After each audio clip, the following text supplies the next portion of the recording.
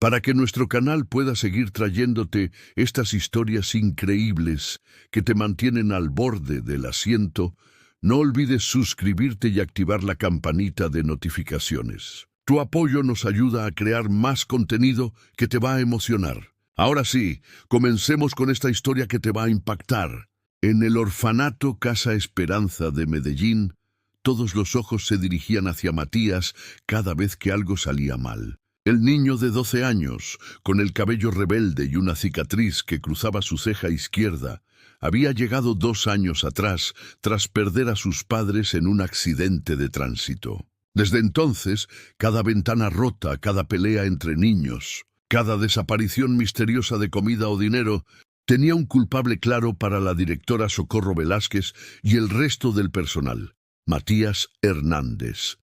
La mañana del martes comenzó como cualquier otra, con el sonido estridente de la campana que despertaba a los 43 niños del orfanato. Matías se levantó de su cama, en el rincón más alejado del dormitorio, donde había sido relegado después del incidente de la semana anterior. Los otros niños lo miraban con desconfianza mientras se dirigía al baño compartido. «Ahí va el problemático», susurró Carlos, un niño de 10 años que había llegado recientemente. Durante el desayuno, la hermana Amparo repartía arepas con queso mientras mantenía los ojos fijos en Matías. El niño comía en silencio, acostumbrado ya a ser el centro de la vigilancia constante. Sus manos temblorosas sostenían el vaso de chocolate caliente, recordando las palabras de la psicóloga que había visitado el orfanato el mes anterior. Algunos niños traumatizados expresan su dolor a través de comportamientos destructivos, pero Matías sabía algo que nadie más parecía entender. Él no era responsable de los problemas que plagaban Casa Esperanza. Cada noche, cuando los demás dormían, él permanecía despierto observando las sombras que se movían por los pasillos. Había visto cosas que nadie le creería, escuchado conversaciones que no debería haber escuchado. Sin embargo, cada vez que intentaba explicar lo que realmente sucedía, su tartamudez empeoraba y las palabras se ahogaban en su garganta. La directora Socorro había perdido la paciencia con él después del último incidente, cuando la caja fuerte de su oficina apareció abierta y faltaron 300,000 pesos destinados a las medicinas de los niños. Matías había sido encontrado cerca de la oficina esa noche, buscando un vaso de agua en la cocina, pero su explicación fue considerada una mentira más. «Este niño necesita ayuda profesional que nosotros no podemos brindar», había dicho la directora por teléfono, creyendo que Matías no la escuchaba. Pero esa noche, mientras todos dormían, Matías había visto una figura adulta saliendo sigilosamente de la oficina de la directora. La tensión en Casa Esperanza aumentaba día a día. Los niños más pequeños lloraban con frecuencia. Los adolescentes se volvían más agresivos y el personal parecía estar siempre al borde de sus nervios. Matías se convirtió en el chivo expiatorio perfecto para toda esa ansiedad colectiva. Cuando la lavadora se descompuso misteriosamente, fue culpa de Matías. Cuando 3 niñas aparecieron con pesadillas recurrentes, también era su influencia negativa. Cuando el sistema de calefacción falló en pleno invierno, obviamente había sido saboteado por el niño problemático, Mariana, una trabajadora social de 28 años que había comenzado a trabajar en el orfanato hacía 6 meses. Era la única que parecía tener dudas sobre la culpabilidad de Matías. Había estudiado psicología infantil en la Universidad Pontificia Bolivariana y algo en la situación no le parecía correcto. Los patrones de comportamiento que observaba en Matías no coincidían con los de un niño verdaderamente disruptivo. En lugar de buscar atención, él parecía querer volverse invisible. En lugar de mostrar agresividad, demostraba una hipervigilancia que le resultaba familiar de sus estudios sobre trauma. Una tarde, mientras Matías limpiaba el patio como castigo por una supuesta travesura que no había cometido, Mariana se acercó a él.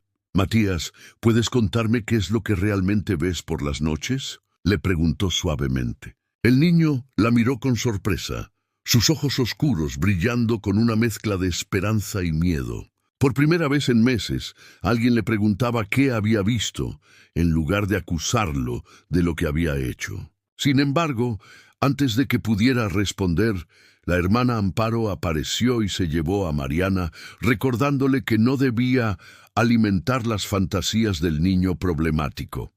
Esa noche, Matías no pudo dormir. Los sonidos que había estado escuchando durante semanas se intensificaron. Pasos silenciosos en el pasillo, el crujido de puertas abriéndose, voces susurrando en la oscuridad. Se incorporó en su cama y vio una luz tenue que se filtraba por debajo de la puerta de la oficina de contabilidad. Sabía que debería quedarse en su cama, que si lo encontraban despierto, sería culpado de cualquier cosa que saliera mal esa noche. Pero algo dentro de él, una necesidad desesperada de probar su inocencia, lo impulsó a levantarse. Mientras caminaba descalzo por el pasillo frío, no sabía que esa noche cambiaría todo para siempre. El miércoles por la mañana, Casa Esperanza despertó con una conmoción que superó todas las anteriores. La caja registradora del comedor había sido forzada y faltaban todos los fondos destinados a los alimentos de la semana. Pero eso no era lo peor. Habían encontrado a 3 de los niños más pequeños encerrados en el sótano de suministros, temblando de frío y terror, sin recordar cómo habían llegado allí. La directora Socorro estaba furiosa, y su ira se dirigió inmediatamente hacia el sospechoso de siempre. «Esto es inaceptable, Matías Hernández», gritó, mientras el niño permanecía de pie en su oficina con las manos temblorosas a los costados. «He sido demasiado paciente contigo, pero esto ya ha llegado demasiado lejos. Esos niños podrían haber muerto de hipotermia». Matías intentó explicar que él también había escuchado los gritos de los pequeños y había intentado buscar ayuda, pero su tartamudez empeoró bajo la presión, haciendo que sus palabras sonaran incoherentes. Mariana, que había llegado temprano esa mañana, observaba la escena desde la puerta. Algo no encajaba. Si Matías hubiera sido responsable de encerrar a los niños, ¿por qué habría sido él quien alertó a la hermana Amparo sobre los gritos provenientes del sótano? Además, había notado algo extraño en los últimos días. Cada vez que ocurría un incidente, el hermano Esteban, el encargado de mantenimiento que había trabajado en el orfanato durante 5 años, parecía estar ausente de su puesto habitual. La decisión de la directora fue contundente. Matías sería trasladado a una institución para menores con problemas de conducta en Bogotá al final de la semana. La noticia se extendió rápidamente por todo el orfanato, y aunque algunos niños sintieron alivio por la partida del supuesto problemático, otros, especialmente los más pequeños, parecían más asustados que aliviados. Sofía, una niña de 7 años, se acercó a Mariana durante el almuerzo. «Señorita Mariana», susurró, «cuando Matías se vaya, ¿quién nos va a cuidar por las noches?». Esa pregunta resonó en la mente de Mariana durante todo el día. Comenzó a hacer preguntas discretas a los niños más pequeños, y lo que descubrió la dejó helada. Varios de ellos mencionaron que Matías a menudo los consolaba durante las pesadillas, que los llevaba de vuelta a sus camas cuando se perdían en la oscuridad, que les daba parte de su comida cuando tenían hambre. Lejos de ser un intimidador, Matías parecía ser un protector silencioso de los más vulnerables. Esa tarde, Mariana decidió hacer su propia investigación. Revisó los registros de personal y descubrió que todos los incidentes importantes habían ocurrido durante los turnos nocturnos del hermano Esteban. También notó discrepancias en los informes de suministros que él había estado presentando. Mientras revisaba los archivos en la oficina de la directora, encontró algo que la perturbó profundamente: una serie de fotografías de los niños del orfanato que no pertenecían a ningún archivo oficial, escondidas en el escritorio del hermano Esteban. Al caer la noche, Mariana tomó una decisión que podría costarle su trabajo. En lugar de irse a casa, se quedó escondida en el orfanato, determinada a descubrir la verdad.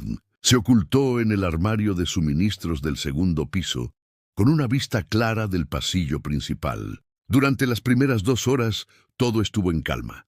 Pero cerca de la medianoche, escuchó los pasos que Matías había estado describiendo durante semanas.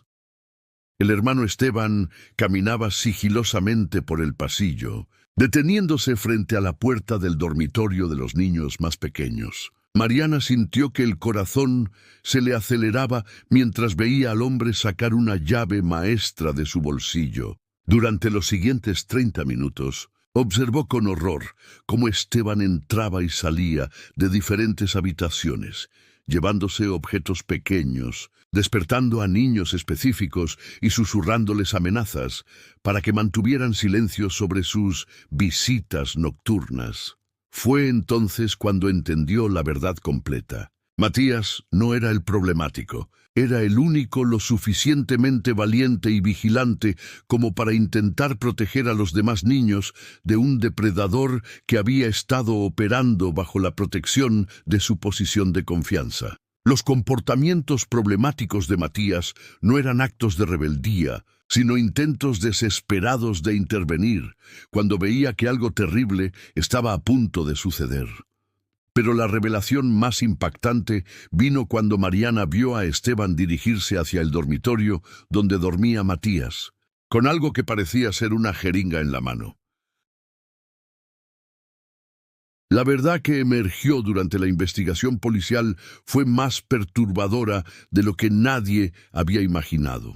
El hermano Esteban había estado operando una red de abuso infantil, usando su posición de confianza para identificar a los niños más vulnerables y silenciarlos con drogas y amenazas. Había estado vendiendo fotografías de los niños en Internet y usando los fondos robados del orfanato para financiar sus actividades criminales. Matías, con su hipervigilancia producto del trauma, había sido el único en detectar los patrones extraños, pero su condición de niño traumatizado y tartamudo había hecho que sus advertencias fueran interpretadas como problemas de comportamiento.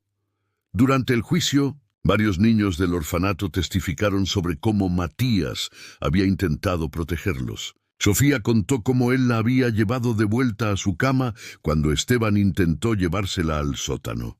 Carlos admitió que Matías había intentado advertirle sobre el hombre malo, pero que él no le había creído. La hermana Amparo lloró al darse cuenta de cuántas señales habían ignorado, cuántas veces habían castigado al niño que en realidad era un héroe silencioso. La directora Socorro renunció a su puesto, abrumada por la culpa de haber fallado tan gravemente en proteger a los niños bajo su cuidado. Mariana fue nombrada directora interina, y su primera acción oficial fue disculparse públicamente con Matías frente a todos los niños y el personal del orfanato. Matías Hernández no es el niño problemático, declaró. Es el niño más valiente que he conocido, y todos le debemos una disculpa.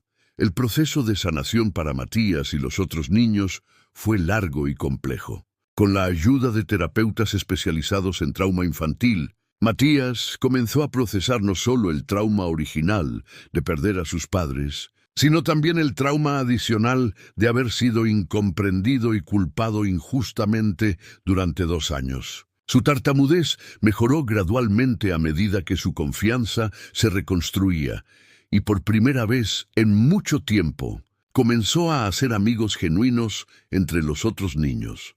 Casa Esperanza implementó nuevos protocolos de seguridad y supervisión, asegurándose de que ningún niño volviera a sufrir en silencio. Matías se convirtió en un líder natural entre los niños, usando su experiencia para ayudar a otros que llegaban traumatizados y asustados. Su historia se convirtió en un poderoso recordatorio de que a veces aquellos a quienes etiquetamos como problemáticos son en realidad los que más desesperadamente necesitan nuestra comprensión y protección.